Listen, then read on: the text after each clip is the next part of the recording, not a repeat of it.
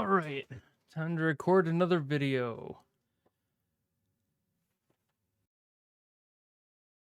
Son of a bitch! Hey, what's up everybody? Welcome back to another Arknights reaction. Today we have another song, as you saw from the opening bit, from Adam Gubman. Yet again, an Arknights, of course. This one is Mountains and Waters, I believe. Let's get right into it, shall we? Let's go.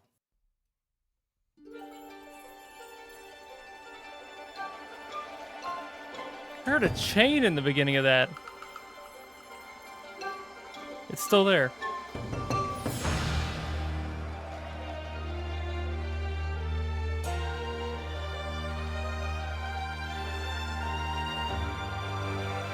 Alright, so this is definitely the picture on screen and what I'm hearing. This is definitely from that part in the 2022 concert, I believe. That if you haven't seen that, go watch the VOD from that live stream. But this song wasn't in it, for sure. Oh, the room clicks.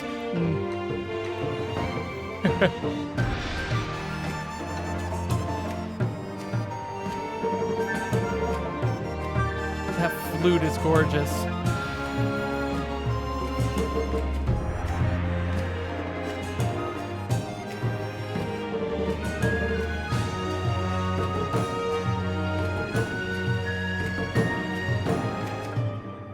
I wonder. I'll talk about that after the reaction. I'm gonna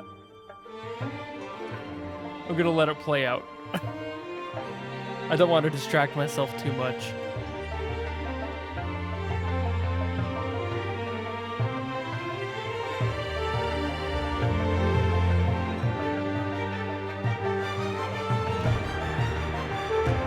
This is a lot more brass than I expected. Oh. Oh.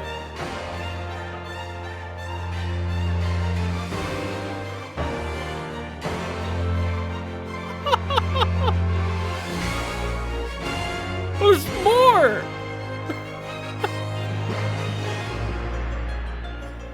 Dude. That was gorgeous. Those were amazing groupings of major. Like, what? They're like, let's just forget about it. Let's bring back the chains, you know? Just forget about the beautiful symphony of brass that we just heard.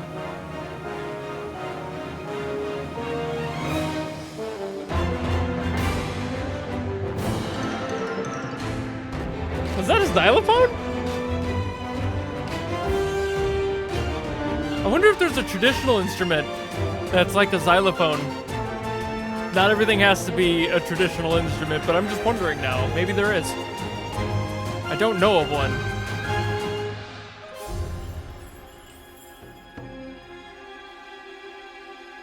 Ooh.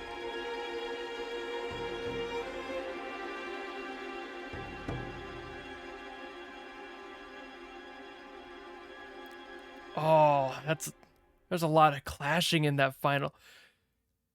He did not loosen up the tension at all on that one, did he? Wow. It resolved, but it didn't release the tension. All right, so there was some beautiful, beautiful work in there. The first thing that I was kind of alluding to during the beginning of that song was the flute. I immediately picked up on what it could be as a bamboo flute, and I'm like, okay, so it's probably a traditional flute. It's probably just a dizi, which is just the Chinese traditional flute. There are multiple sizes, they sound gorgeous, and that was probably a smaller one if I had to guess, just based on the tone. It was definitely higher.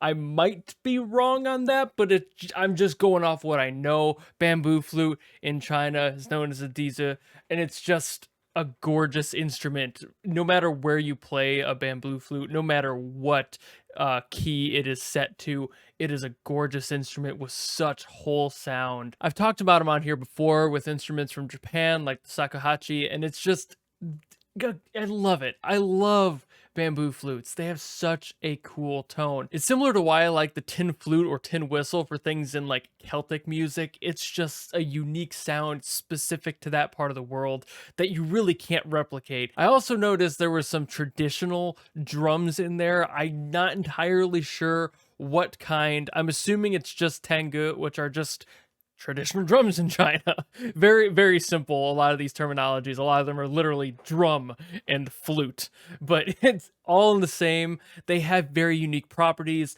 down to the wood they use, the types of skin they have, how they're made. They all have very unique tones. I can't fully tell because in my ear, my untrained American ear, albeit a lot of the instruments from Japan are kind of based on the traditional Chinese instruments, it's just hard to tell for me. So if I'm wrong on this and Adam was actually using traditional Japanese instruments, I'm not good enough to know the difference just by hearing them. I just love the sound of Asian traditional instruments. It's one of my favorite traditional music cultures worldwide. It just has such a cool sound to it. But I don't want that to distract from my next point, which is, Adam, what that brass do? Sorry. The structure of those notes, all of those major chords that you struck, they were so full. Every little bit was just brass. So much of it. They went low, they went mid, they filled the entire space. I would love to hear that song with those specific chords being struck in like a cathedral or some other large echoey chamber. That would just engulf the mind. It would feel so good to hear that. It would be a sexual experience, and I mean that in the weirdest way possible. And just the way that it kept building too, with all those incremental like lifts and key changes almost. I'm not entirely sure if they were key changes. Don't quote me on that. I'm bad. Like I said, I'm untrained. Either way, the way that that felt every single time it went up, I was like, are we done? Are we done? We're not done. Like, I could not get enough of that. It was so cool to hear it.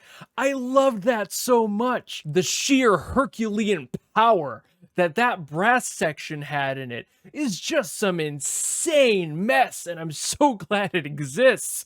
That is probably one of the most understated brass sections in any song I have ever heard, and that includes the How to Train Your Dragon OST, which is some of the most beautiful motif work I've ever heard in my life.